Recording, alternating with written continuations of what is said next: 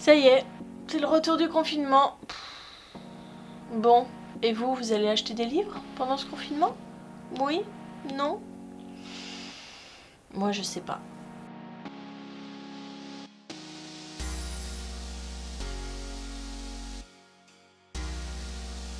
Bonjour tout le monde, c'est Maud, on se retrouve pour un nouveau book haul, le book haul du mois d'octobre. J'ai pas énormément craqué, je suis pas du tout allée en librairie, j'ai fait une précommande que je viens juste de recevoir et j'ai acheté 2 mangas. Et c'est tout. Le reste, ce sont des services presse où j'ai fait une petite razzia sur le drive du PLIB 2021 puisque je suis jurée une nouvelle année pour le PLIB et les maisons d'édition ont la gentillesse de nous donner des e-books pour que l'on puisse faire des chroniques, pour que l'on puisse se faire un avis et sélectionner les bons livres. Et parmi tous les livres, les e-books qui nous ont été offerts, j'ai pioché dedans et j'en ai pris un petit paquet. On va commencer comme d'habitude avec les services presse. Alors celui-là, service presse, je l'avais déjà lors du dernier book haul, mais je ne vous l'avais pas présenté parce que le visuel n'avait pas encore été découvert par la maison d'édition, c'est chose faite. Malheureusement avec le confinement, je ne sais pas, je ne pourrais pas vous dire s'il sort toujours le 5 novembre.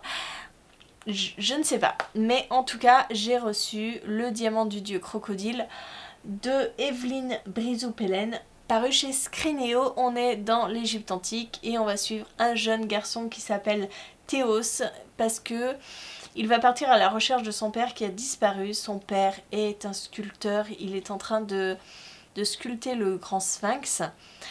Mais Théos va tomber dans une sorte de machination, un complot pour que le dieu crocodile puisse régner sur l'Égypte.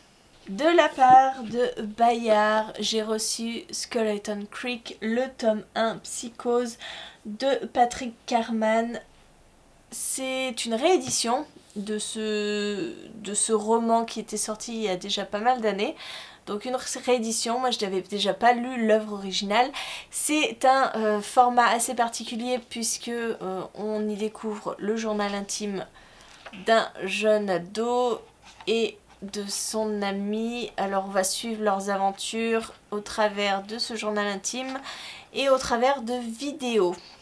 Puisque c'est un contenu interactif, à un certain moment on vous demande d'aller voir les vidéos et donc voilà, c'est très flippant pour Halloween. Je pense que c'est une bonne lecture pour se donner des petits frissons. J'ai reçu de la part de Milan Sacrifice Box de Martin Stewart, donc je vous l'ai dit chez Milan. J'aime beaucoup la couverture. Pareil, on est dans un roman d'ambiance style Halloween puisque nous allons suivre un groupe d'amis qui vont faire des sacrifices et qui vont sacrifier des objets très personnels dans une boîte qu'ils ont découvert dans la forêt.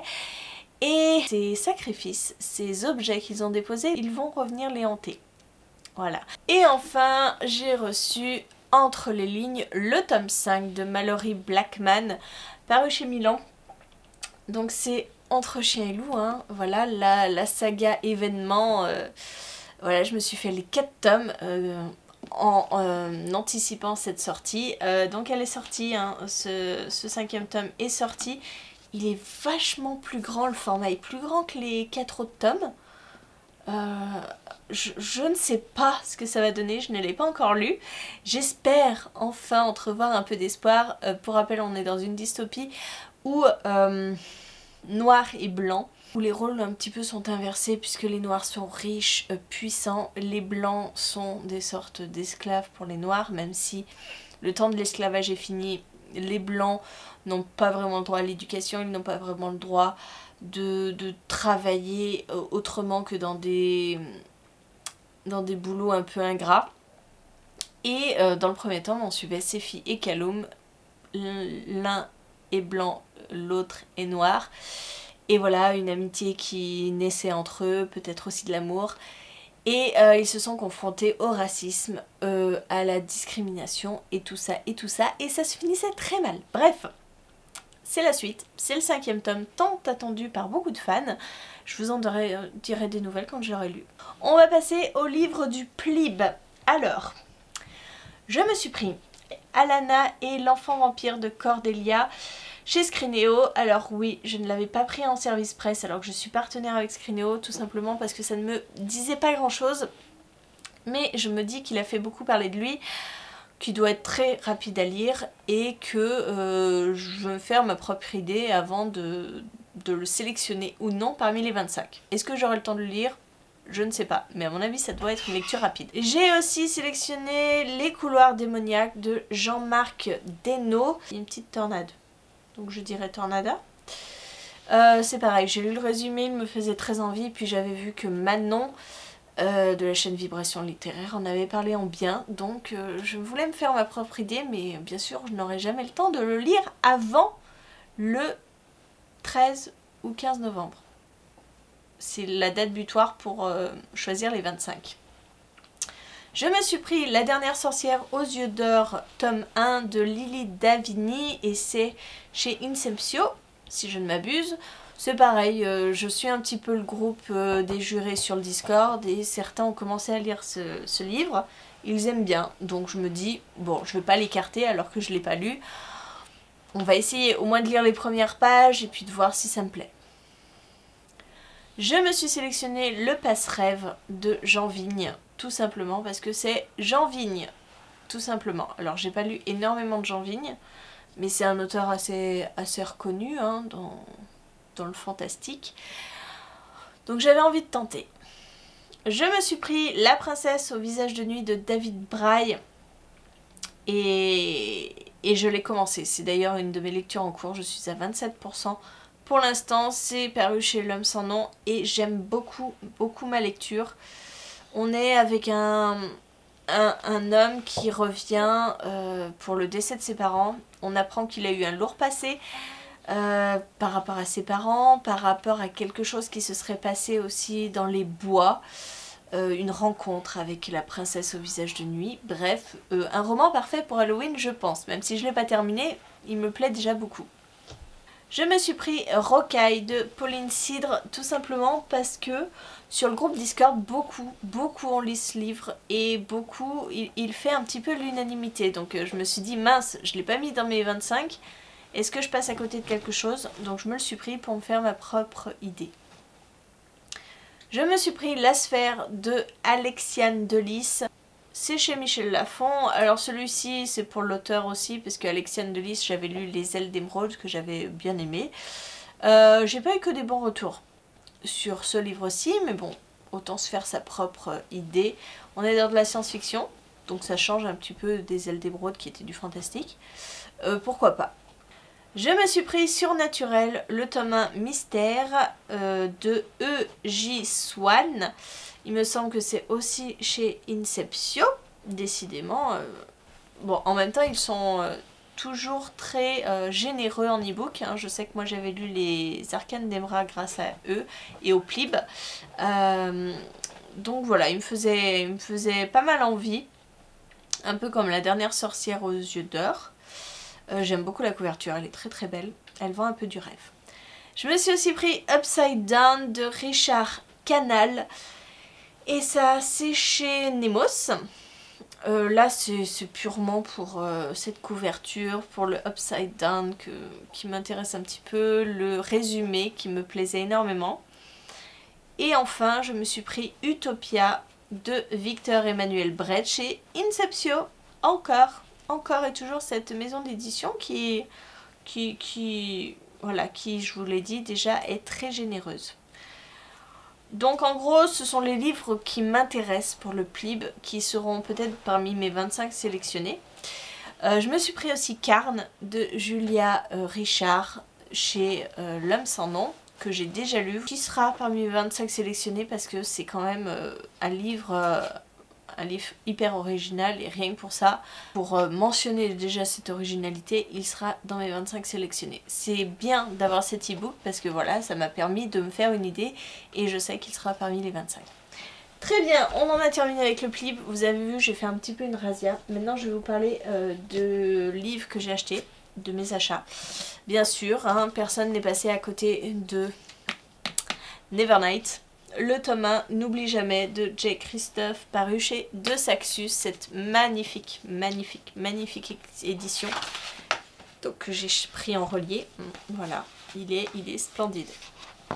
Il est magnifique et puis en plus il était très bien emballé, donc il ne s'est pas abîmé dans le transport. Vous avez une carte sur la couverture, sur le rabat, la dust jacket.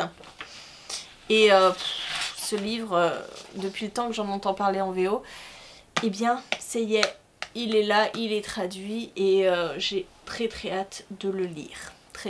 Mais c'est une belle bricasse, mais en même temps, voilà, plus de 750 pages, hein, mais très hâte.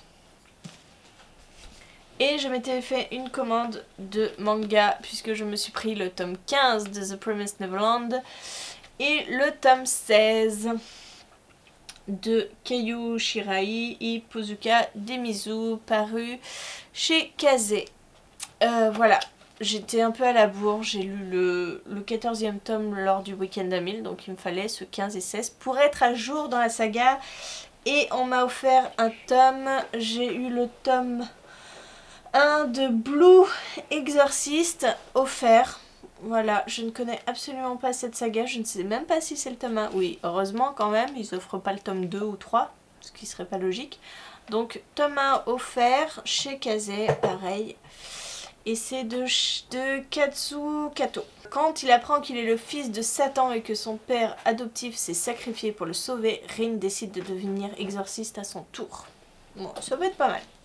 Voilà, écoutez, j'en ai terminé avec cette vidéo, mes achats, mes réceptions du mois d'octobre. Je ne sais pas ce que va donner le mois de novembre, puisque comme vous, comme moi, comme tout le monde, vous êtes confinés, je suis confinée, on est tous confinés. Alors c'est un confinement un peu bizarre, un peu différent de l'autre confinement. C'est vrai que pendant l'autre confinement, moi je n'avais fait aucun achat de livres parce que je n'ai... Voilà, on pouvait pas aller en librairie. On pouvait ni aller à l'école. Voilà, on ne pouvait aller nulle part. Et je ne voulais pas faire prendre de risques au personnel de la Poste ou Amazon ou n'importe qui. Donc je n'avais rien commandé du tout. Là c'est différent parce que la vie a repris son cours. On va bosser, Julia va à l'école. Bref, c'est différent. Donc je ne sais pas. Je ne sais pas si les sorties seront repoussées ou pas. Je crois que pour De Saxus, The Boon Season va bien sortir à la date qui était prévue en novembre. Donc il se peut que j'achète The Boon Season. On verra. Franchement, je ne peux rien vous promettre. Pareil pour les services presse. Je ne sais pas si j'aurai des services presse à vous présenter. Bref, c'est l'inconnu total. Mais bon, je serais tentée de vous dire hein, qu'un petit peu, c'est un petit peu logique. Voilà. Bon bah écoutez, j'en ai terminé avec ce book haul. J'espère que la vidéo vous a plu. Merci d'être resté jusqu'au bout. Et puis bah moi, en attendant, je vous laisse me mettre un petit commentaire. Me dire ce que vous avez acheté, si vous avez bien craqué. Est-ce que vous êtes tous rués en librairie la veille du confinement pour faire le plein de bouquins? Moi personnellement j'en voyais pas l'intérêt parce que j'ai énormément de livres et c'est pas en acheter une dizaine qui va changer quoi que ce soit. Hein. J'ai une palle pour à peu près 2 ans donc voilà, hein, même si j'aurais voulu soutenir les libraires indépendants etc. Voilà, moi non, écoutez, je n'ai pas couru en librairie. Bah écoutez, je vous fais des gros bisous, je vous souhaite une bonne journée, de bonne lecture et je vous dis à très bientôt pour une nouvelle vidéo.